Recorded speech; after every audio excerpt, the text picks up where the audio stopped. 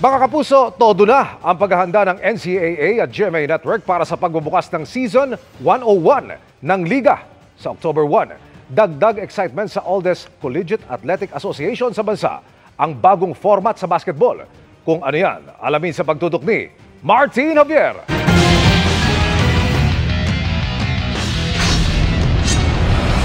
Full force na ang paghahanda ng Liga sa opening ng historic Season 101 sa October 1 sa Araneta Coliseum.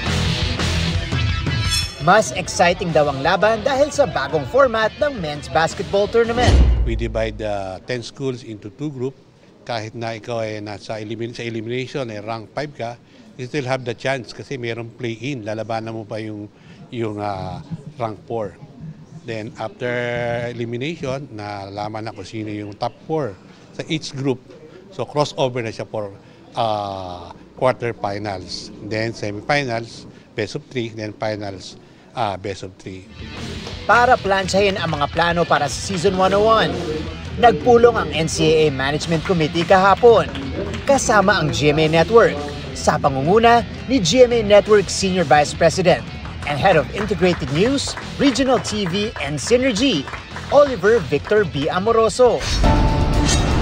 Ang Group A ay pangungunahan ng Season 101 host at men's basketball defending champions, Mapua University. Iba yung storya ngayon, iba yung atmosphere. So, opportunity din para sa amin, para sa kanila, sa mga bagong pasok na patunayan yung sarili nila.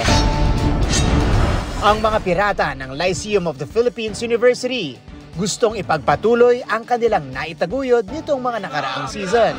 Kung ano man yung nagawa namin last 3 season, kailangan namin magawa pa ulit ngayon.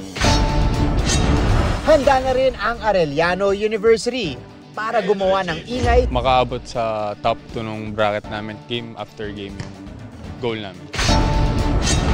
Susubukan naman ng Perpetual Altas na maibalik ang winning culture sa kanilang koponan. Siyempre, ultimate goal yung maging champion kami.